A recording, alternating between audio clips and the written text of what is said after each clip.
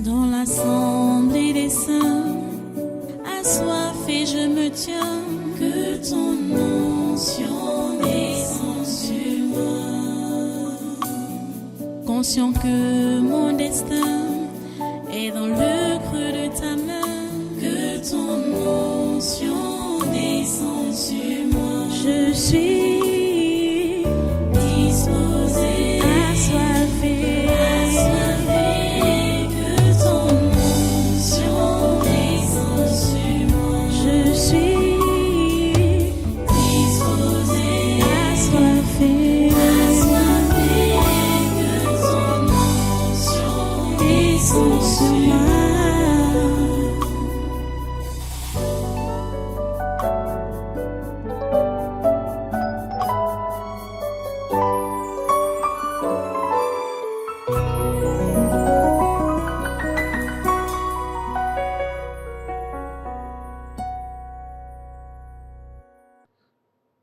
Alléluia.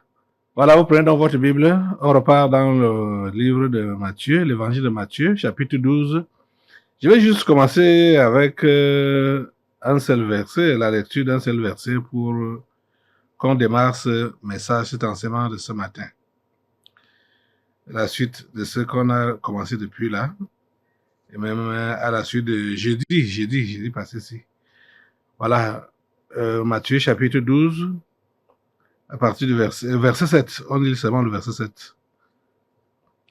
Jésus dit donc à ces pharisiens, ces religieux, « Si vous saviez ce que signifie « Je prends plaisir à la miséricorde et non au sacrifice », vous n'aurez pas condamné des innocents. » Prions le Seigneur. Dieu Tout-Puissant, nous te remercions parce que tu es avec nous. Tu nous parles, tu nous enseignes, tu nous conseilles, tu nous diriges. Nous te remercions, Seigneur, pour cela. Et merci parce que tu permets que tes enfants que voici puissent vraiment comprendre ton conseil. Ceux qui sont ici présents et ceux qui sont un peu partout dans le monde, regardant ce message ou écoutant ce message, Seigneur, permet que chacun comprenne l'interpellation. Seigneur, que tu nous lances depuis longtemps, que nous devons avoir des cœurs de miséricorde, des cœurs d'amour, au lieu de se sacrifier ou de faire des sacrifices pour vouloir te fermer les yeux ou te corrompre. Oh Dieu, donne-nous cette compréhension-là. S'il te plaît, agis dans chacune de nos vies ce matin. C'est dans le nom de Jésus-Christ de Nazareth que je t'ai prié. Amen. Amen. Voilà, prenez place en cette présence et une fois de plus, soyez les bienvenus à ce congrès de surnaturel de ce 26 janvier 2025. Nous enseignons sur la vie chrétienne normale. C'est notre thème général. Et nous sommes en train de voir comment donc le chrétien doit fonctionner dans l'amour, qualité de Dieu, avoir un cœur d'amour, un cœur de miséricorde. On a lu ce passage, je crois que c'est la 3e fois que nous venons sur ça, Matthieu 12. J'ai préféré commencer par ce verset 7, puisque c'est la leçon qui est donnée après l'incident qui s'est produit, que les disciples de Jésus-Christ avaient faim et ils traversaient les champs de blé le jour du sabbat. Ils avaient faim, ils ont commencé à arracher les épis et les froisser et manger. Les pharisiens ont vu, donc les religieux ont vu et ils ont critiqué. Les pharisiens, voyant cela, lui dirent, « Voici tes disciples font ce qu'il n'est pas permis de faire pendant le sabbat. » Mais Jésus leur répondit, « N'avez-vous pas lu ce que fit David lorsqu'il eut faim, lui et ceux qui étaient avec lui, comment il entra dans la maison de Dieu et mangea les pains de proposition qu'il ne lui était pas permis de manger, non plus qu'à ceux qui étaient avec lui et qui étaient réservés aux sacrificateurs seuls. L'autre jour, j'ai dit, quand je commentais sur cette histoire, j'ai prononcé le nom du sacrificateur et j'ai dit Abiatar. C'était une erreur, puisque Abiatar est plutôt le fils du sacrificateur qui a donné les points de proposition à David. Le vrai, du moins, celui dont il est question ici, c'est Achimelech. Il faut qu'on parte dans le texte là. C'est dans 1 Samuel chapitre 21. C'est intéressant que nous puissions lire comment cette histoire, depuis son origine, comme Jésus-Christ, c'est là-bas même qu'il renvoie ces pharisiens, que n'avez-vous pas lu? N'avez-vous pas lu? Hein? C'est dans 1 Samuel chapitre 21, à partir du verset 1, on va lire, l'histoire est intéressante, mais on va juste lire les 6 premiers versets. 1 Samuel chapitre 21, verset 1 à 6. Nous lisons. David se rendit à Nob vers le sacrificateur Achimelech. C'était là dont on a son nom. Mais c'est son fils qui a échappé au massacre qui s'appelait Abiatar. David se rendit donc à Nob vers le sacrificateur Achimelech qui accourut effrayé au-devant de lui et lui dit: Pourquoi es-tu seul? Et n'y a-t-il personne avec toi? David répondit au sacrificateur Achimelech: Le roi m'a donné un ordre et m'a dit que personne ne sache rien de l'affaire pour laquelle je t'envoie et de l'ordre que je t'ai donné.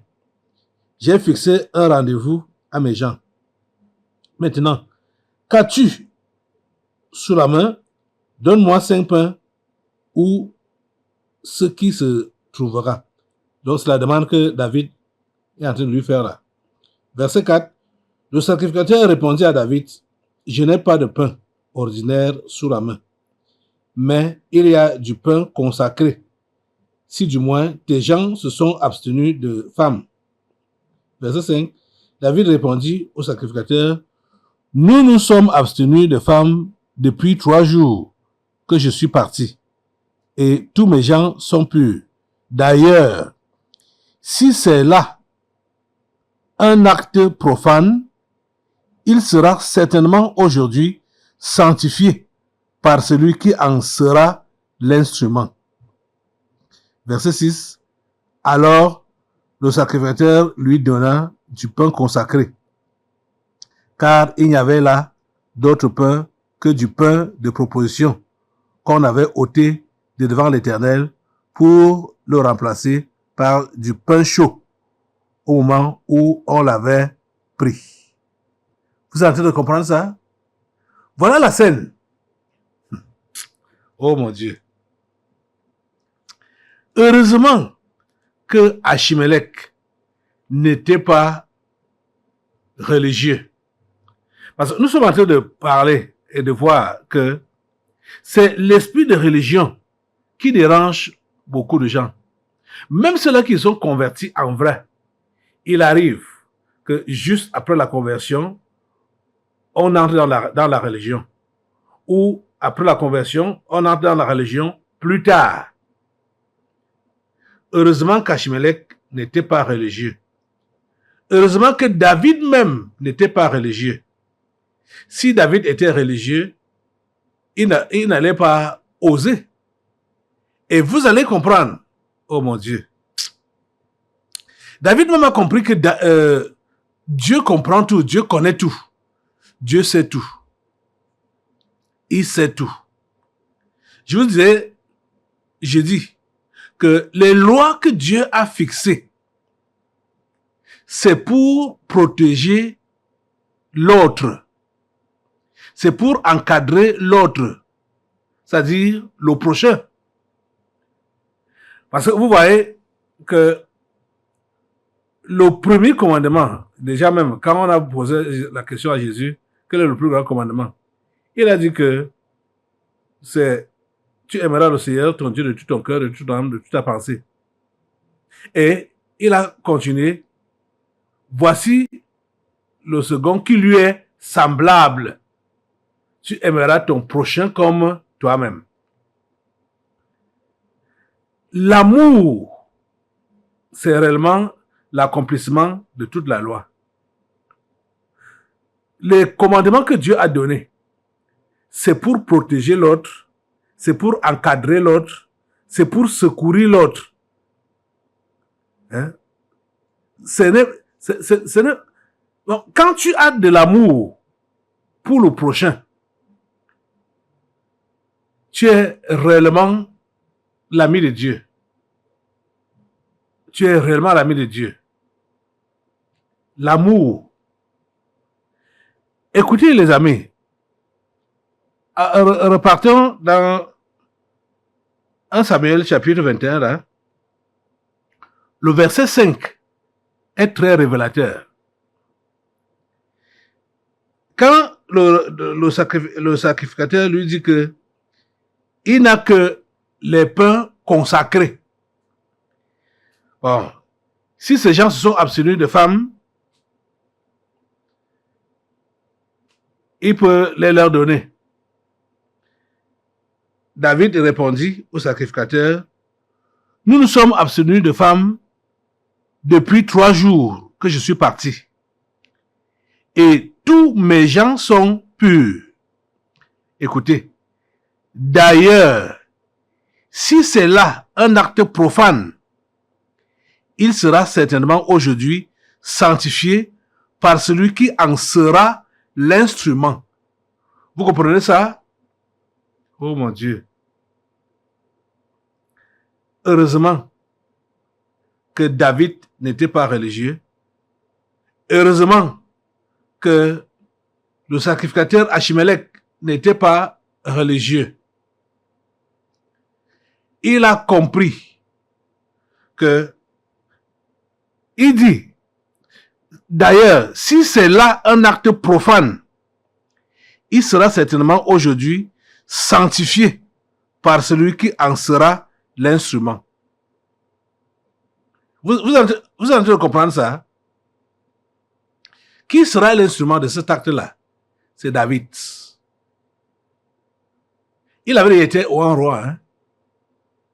Et il était jalousé par Saül. Même comme il n'a pas voulu faire le coup d'état,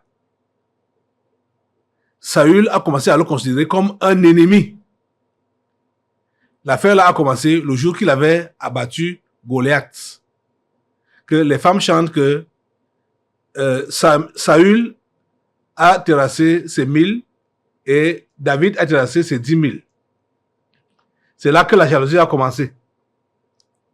Pourtant, David est resté au service de Saül, soumis, obéissant, intègre, comme il avait le cœur de Dieu. Quand vous allez lire l'histoire, dans 1 Samuel, là, son histoire, comment Saül est en train de le pourchasser, David a eu l'occasion de le tuer à 2 reprises. Mais David n'a pas voulu porter sa main sur lui, voyant en lui loin de l'Éternel. Les gens qui sont, comment je peux même les appeler, des étrangers dans la chose de Dieu. J'ai pitié d'eux. Quand j'appelle les étrangers, ce sont ceux-là qui sont prêts à dire de n'importe quoi, à prononcer n'importe quelle parole, à se comporter n'importe comment, devant celui que Dieu a choisi. J'ai pitié de ces gens-là. David n'a pas eu ce comportement-là. Il savait que c'est Dieu qui a choisi Saül. Même comme Dieu l'avait déjà rejeté, David n'a pas osé lever sa main contre Saül. Il n'a pas osé. Quand vous allez lire l'histoire, vous allez voir que quand David a eu l'occasion même de l'abattre, de le tuer, il a voulu juste lui montrer que, voilà, Dieu t'a livré entre mes mains, mais je ne peux pas mettre ma main sur toi, parce que tu es son roi. Il a coupé le pan de son habit.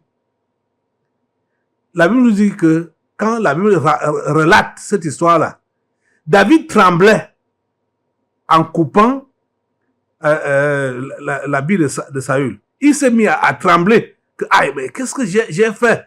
Je suis même allé loin jusqu'à couper son habit.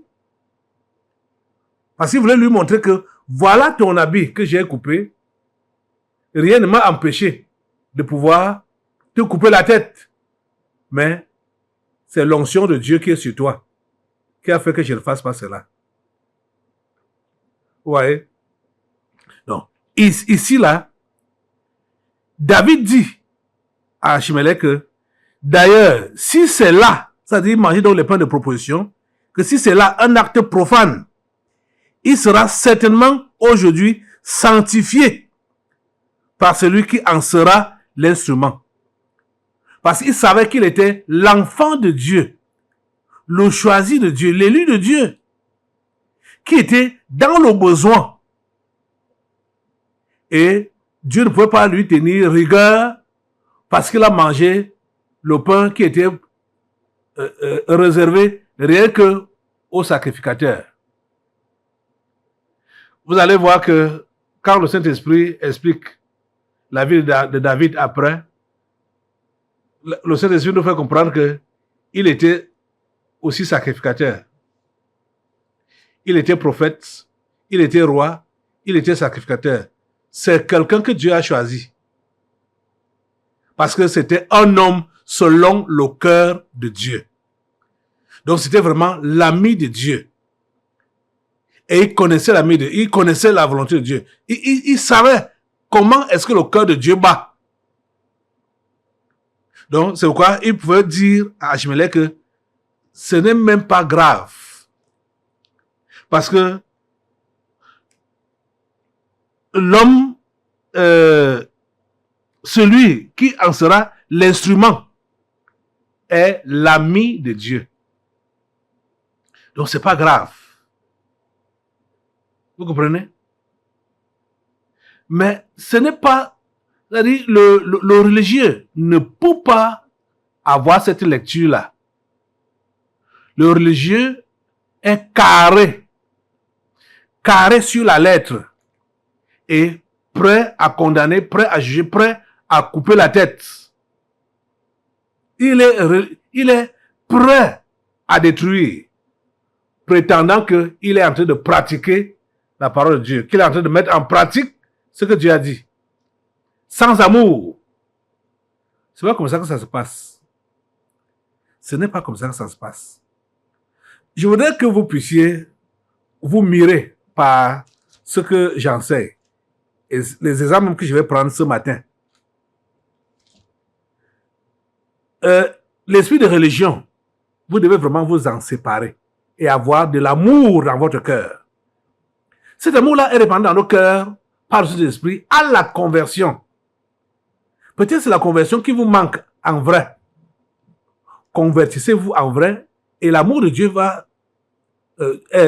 sera répandu dans votre cœur. Il y a des gens qui sont prêts à condamner. Bon, comme ici, j'ai souvent dit que quand vous trouvez quand quelqu'un déconne, il faut trahir. C'est vrai, il faut le faire. Mais ça ne commence pas par la trahison, si quelqu'un a déconné. Si quelqu'un déconne, la première des choses que Dieu te demande de faire pour ton frère qui a déconné, c'est de prier pour lui ou pour elle. C'est ça l'amour. C'est ça qu'on a vu, le dernier verset qu'on a lu jeudi, qui disait que il prie pour vous parce qu'il vous aime. Donc, quand tu as vu quelqu'un qui déconne, tu dois prier pour la personne. C'est ça que la Bible nous dit que quand tu vois ton frère qui commet un péché qui ne mène pas à la mort, tu dois prier pour lui, pour qu'il revienne à la raison. D'abord.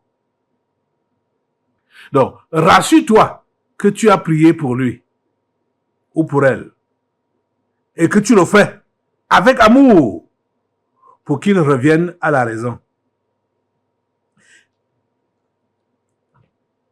C'est dans ce cadre-là que tu peux rapporter au pasteur. Peut-être si la personne n'a pas changé. C'est dans ce cas-là que tu peux rapporter ça au pasteur.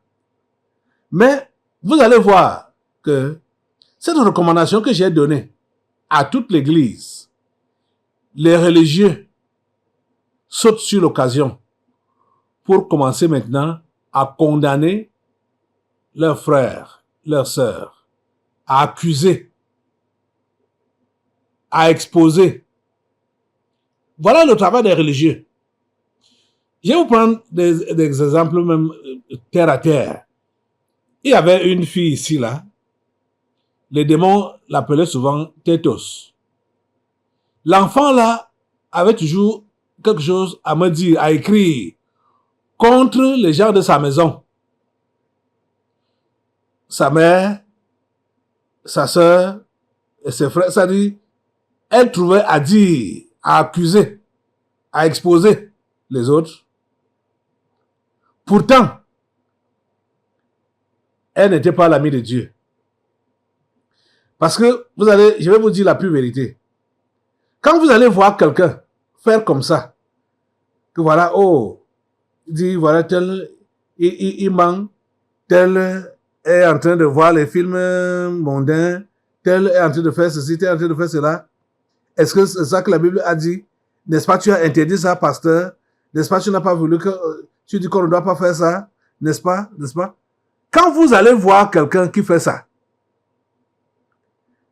comprenez que celui-là est sur le chemin de ce qu'il prétend condamner là. Il est sur ce chemin-là. C'est un religieux. Il est sur le chemin de ce qu'il prétend condamner. Donc, il a envie pratiquer cette vie-là. Et quand il voit les autres qui font ça, il dit que donc, si ceux-ci font, moi aussi je peux le faire. Mais pour vouloir montrer au pasteur que lui ou elle est différent, c'est là donc qu'il viendra dire au pasteur que, n'est-ce pas, tu as enseigné que, n'est-ce pas, tu as dit que, n'est-ce pas, tu as dit que, voilà, c'est ça que l'autre est en train de faire. Pourtant, c'est même sa propre vie aussi. Celui qui vient prétend là qu'il expose son frère ou sa sœur. Donc, cette fille dont je parle là, chaque fois, ses parents sont là pour vous témoigner. Chaque fois, elle écrit pour exposer ou condamner ou exposer les gens de sa famille. Pourtant, elle-même n'est pas l'amie de Dieu. Et ils sont plusieurs qui ont fait ça. Mais au jour d'aujourd'hui, celle-là n'est plus ici à l'église. Parce que le comportement qu'elle a commencé à afficher, la vie qu'elle a commencé à mener, c'était une vie de désordre. Donc, comme elle prétendait donc qu'elle a exposé les autres, je n'ai rien dit. Et les autres là viennent toujours à l'église. Donc, elle aussi peut se lancer dans sa vie, dans la vie de désordre là. Je l'ai chassée. C'était une religieuse. C'était une religieuse. Vous voyez? Donc, si vous êtes le genre là, que vous êtes prêt à condamner les autres, vous êtes prêt à critiquer, sachez que vous avez l'esprit de religion. Ce n'est pas parce que vous haïssez le péché. Ce n'est pas parce que vous haïssez le péché. Jamais. C'est parce que vous aimez le péché que vous prétendez condamner les autres là. Comprenez ça? Ce que la Bible te demande de faire, toi, chrétien alors, dis que tu es chrétien, quand tu as vu ton frère commettre le péché, la Bible dit de prier pour lui s'il a commis un péché qui ne mène pas à la mort. La Bible nous dit clairement comme ça, prier pour le péché qui ne mène pas à la mort. 1 Jean chapitre 5, verset 16, qui dit, si quelqu'un voit son frère commettre un péché qui ne mène point à la mort, qu'il prie, et Dieu donnera la vie à ce frère. Il la donnera à ceux qui commettent un péché qui ne mène point à la mort. Il y a un péché qui mène à la mort. Ce n'est pas pour ce péché-là que je dis de prier. Vous comprenez? Et le péché qui mène à la mort directement, c'est le blasphème contre le Saint-Esprit. Si ton frère n'a pas blasphémé contre le Saint-Esprit, tu peux prier pour lui, pour qu'il revienne à la raison. Si tu l'aimes, et tu dois aimer l'amour de Dieu, l'amour qualité de Dieu, tu dois aimer. Donc tu dois encadrer ton frère. Vous comprenez? Donc, David nous enseigne ici que quand on est l'ami de Dieu, il y a certaines choses qui vont se passer et que ce n'est que ceux-là qui ne connaissent pas le cœur de Dieu qui pourront te condamner. Comme lui, par exemple, qui a donc mangé le pain de proposition, ce n'est que les religieux qui pouvaient le condamner. Ou comme c'est exactement donc ça qui s'est passé avec les disciples de Jésus, qui ont mangé les épis de blé pendant le sabbat, le jour du sabbat. Ce sont les religieux qui les ont condamnés. Pourtant, eux tous étaient, disons, peut-être il faut que je mette ça entre les guillemets, eux tous étaient dans la transgression parce qu'ils étaient en balade. Ce jour-là, il fallait rester chez soi et prier seulement Dieu.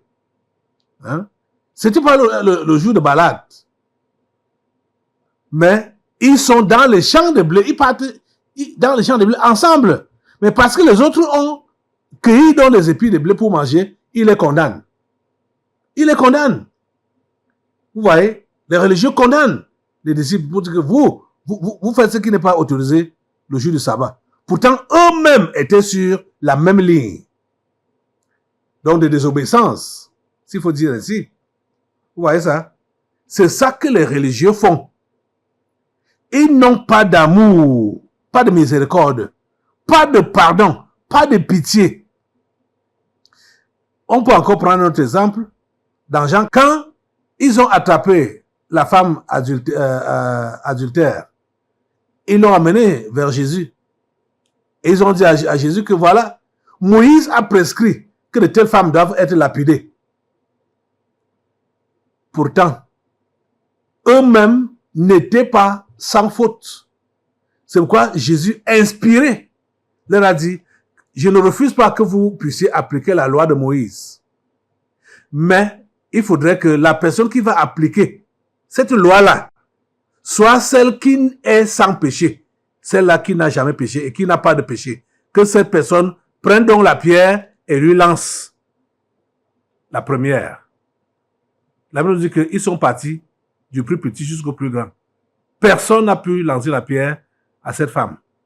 Pourtant, on l'a trouvée en flagrant délit d'adultère. Et déjà même, pendant qu'on l'attrapait, pendant qu'ils l'ont attrapé, ils ont commis un péché. C'était lequel? L'indulgence vis-à-vis de l'homme avec qui cette femme a commis l'adultère. C'est pas si c'est l'homme qui était marié ou c'est la femme qui était mariée. En fait,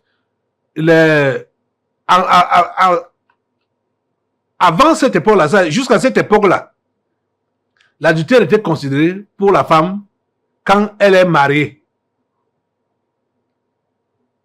Pour l'homme, c'était différent. Peut-être c'était donc comme ça que c'était une femme mariée qui allait coucher avec un homme marié ou bien un non marié. C'est pourquoi ils ont seulement pris donc la femme pour la présenter chez Jésus, pour dire que voilà, nous l'avons attrapée. Même comme ça, si elle était mariée, et ça certainement elle était mariée, donc on devait également prendre l'homme avec qui elle a commis ce péché-là. Mais ils ont laissé l'homme pour condamner la femme seule. Vous voyez? Et ils disent, voilà, toi tu dis quoi? Moïse a dit qu'on doit la lapider. Toi tu dis quoi? Jésus leur a dit que je ne refuse pas. Il dit, je ne refuse pas que vous puissiez la lapider, mais la personne qui doit lancer la première pierre doit être sans faute, sans péché. Personne n'a pu lancer la pierre à cette femme. Voilà le travail des religieux. Ils sont prêts à condamner mes frères, mes sœurs, mes enfants. S'il vous plaît, ne soyez pas des religieux. Ayez de l'amour pour vos frères et sœurs. Priez pour eux. Comme on a vu, j'ai dit, ils prient pour vous parce qu'ils vous aiment. Priez pour vos frères et sœurs. J'aimerais que nous puissions finir aujourd'hui. Le temps est vraiment contre nous, hein, avec la lecture de quelques versets là, dans Romains, au chapitre 13, à partir du verset 8. Romains chapitre 13, à partir du verset 8. Je vais lire ça même jusqu'au verset 14, donc jusqu'à la fin de ce chapitre. Paul dit, ne devez rien à personne, si ce n'est de vous aimer les uns les autres, car celui qui aime les autres a accompli la loi. Celui qui aime les autres a accompli la loi. En effet, les commandements, tu ne commettras point d'adultère, tu ne tueras point, tu ne déroberas point, tu ne convoiteras point, et ce qu'il peut encore y avoir se résume dans cette parole. Tu aimeras ton prochain comme toi-même. L'amour ne fait point de mal au prochain. L'amour est donc l'accomplissement de la loi. Vous comprenez le verset 10 là? L'amour ne fait point du mal au prochain. Quand tu as même déjà l'intention de faire du mal à ton prochain, c'est de la haine. L'amour ne fait pas du mal au prochain. L'amour est donc l'accomplissement de la loi. Cela importe d'autant plus que vous savez en quel temps nous sommes. Est-ce que vous savez en quel temps nous sommes? C'est l'heure de vous réveiller enfin du sommeil, car maintenant, le salut est plus près de nous que lorsque nous avons cru. Paul a dit ceci il y a de cela 2000 ans, hein, que le salut est plus près de nous. Donc, c'est plus éminent à l'heure actuelle. Le salut est plus près de nous. Vous ne savez pas en quel temps nous sommes. Verset 12 dit, la nuit est avancée, le jour approche. Dépouillons-nous donc des œuvres de ténèbres et revêtons les armes de la lumière. Marchons honnêtement comme en plein jour, loin des excès et des livrogneries, de la luxure et de l'impudicité, des querelles et des jalousies. Verset 14, le dernier verset. Mais revêtez-vous du Seigneur Jésus-Christ. Vous comprenez? L'habit qu'on doit porter, c'est quoi? Le Seigneur Jésus-Christ. Et le Seigneur Jésus-Christ, c'est qui? C'est l'amour. Mais revêtez-vous du Seigneur Jésus-Christ et n'ayez point soin de la chair pour en satisfaire les convoitises. Revêtez-vous de l'amour. Revêtez-vous du Seigneur Jésus-Christ. S'il vous plaît. Les sacrifices, ça va vous tromper. Si vous vous attardez à dire que vous vous sacrifiez, ou bien vous sacrifiez, et vous n'aimez pas, vous perdez votre temps. Revêtez-vous de l'amour, revêtez-vous du Seigneur Jésus-Christ. Lève-toi sur tes deux pieds et prie Dieu de te revêtir de son amour, de te revêtir de Jésus-Christ. Oh Dieu, s'il te plaît, donne-moi la grâce de me revêtir de Jésus-Christ, qui est dans l'amour. S'il te plaît, Seigneur, que mon habit ou mes habits soient de l'amour. Que je puisse manifester cela en tout temps, à tout moment. S'il te plaît, Seigneur, révèle ces gens. Révèle-les de ton amour. Révèle-les de ton amour. Au nom puissant de Jésus. Amen. Prenez place. Nous allons maintenant passer aux délivrances prophétiques. Dans l'assemblée des saints, assoiffé je me tiens, que ton onction descende sur moi. Conscient que mon destin est dans le creux de ta main, que ton onction descende sur moi. Je suis